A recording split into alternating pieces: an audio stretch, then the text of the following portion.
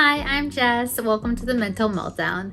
On today's episode, we're going to be talking about mental illness and our loved ones. I first want to say that you're here because you're curious of how to handle a loved one's mental health. Kudos to you. It's not easy. It's very hard, especially if you don't understand mental health, you're new to it. Maybe you don't experience the same mental health symptoms or diagnosis. Kudos to you for finding this video and trying to educate yourself a little bit more. Moving forward, we're going to be talking about mental health illness and diagnosis and symptoms very vaguely in terms of how it affects loved ones and how it affects you. So what do I mean by that? Everything that we learned today and mold it into your unique situation, okay? You have a loved one that is experiencing mental health symptoms. They come to you for advice and their confusion, they share their story with you. You want to help, you don't know what to do. So these are a few things that you could suggest or ask. If you see that a loved one is having trouble, ask them what would they like to do about it. Provide solutions for them, such as therapy or hotlines. Give them support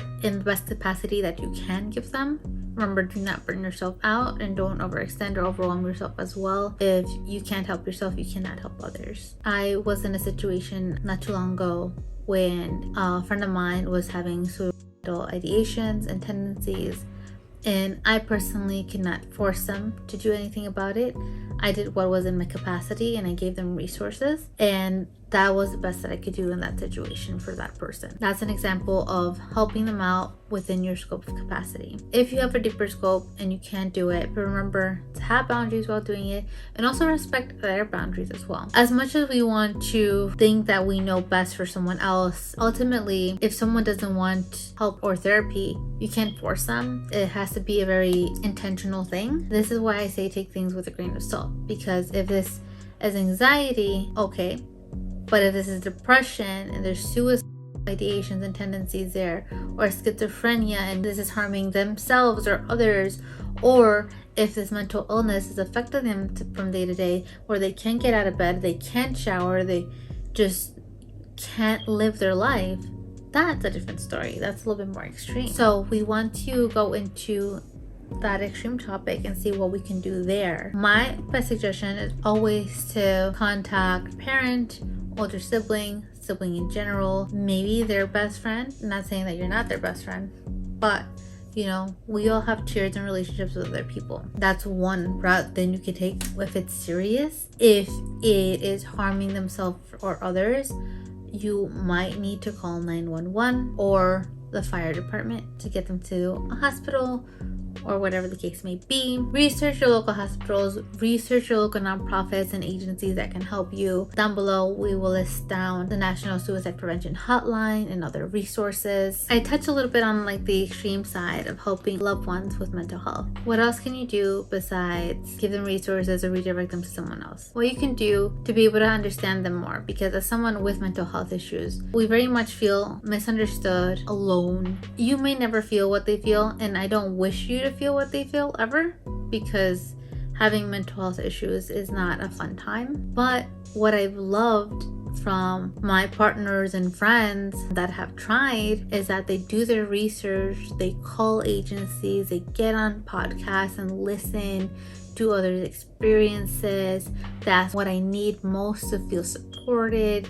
So just do your research, always communicate as to what their needs are, what they want you to do, what they want out of you. See if that's in your scope of capacity. Most times I will say that when I've been asked a question from my partner, what can I do to help? What can I do best to support you? Honestly, and it's not their fault, there's nothing they can do for me. Sometimes I'm just in my anxiety attack or my depressive episode and I just can't get out, and like as much as I know he wishes to help me and to solve it, sometimes you can't do anything for it in the moment. Sometimes just sitting in silence together helps so much. Maybe a distraction like a video game or going out, depending on their capacity. Maybe they just want to binge watch something for a little bit with you or drink their favorite coffee or tea. Something as simple as that can help a lot. Or maybe they want their alone space, which is always best to ask what they want. Try to research more on what their mental health issue is. Ask if they want a therapist. Don't pressure them. It's hard because I believe that people, if they're struggling with mental health issues, should go to a therapist and also do things that align with them. Whether that's going to church, doing some Reiki, hypnotherapy, and other things. Therapy should always be at the core because therapy is going to find the root cause, the trauma, and solve it from there. And everything else is supplemental. Mental health coaching, hypnotherapy, Reiki, church, meditation, breathing techniques, all these other things, they're supplemental to therapy, including medication. In my opinion, and this might not be the case in every scenario because I cannot speak on experience when it comes to schizophrenia or OCD or ADHD. But I will say that I've seen and I've found, and from what I understand, medication should be something supplemental to help along with your therapy journey, especially when you're doing things like DBT, CBT, or EMDR. They go really deep into your trauma and root cause, and it's like sometimes it may be very anxiety inducing and like you're reliving that trauma and you need an assistance next to you, with you, and that might be medication. And then there's other people who just rather do medication than not therapy. Here's my thing. Would you rather find a solution, a permanent solution in a toolbox that could help you long term? Let's say you have constant heartburn and acid reflux, because I did. And it might be because you're overeating or eating at rough times, or the things that you're eating are too acidic. So should you just take antacid for the rest of your life? Or should you see what you're eating and tweak it so you're not hurting long term and you're not living with this day to day? Now, and I can speak on this from experience, I don't have acid reflux that much. I had it 2 days ago because I ate tacos probably a little bit too fast. I don't have acid reflux, I don't have heartburn, and it's because I've changed the way that I'm eating now. And I don't need to take Tums or Gas X or other antacids or whatever it may have you.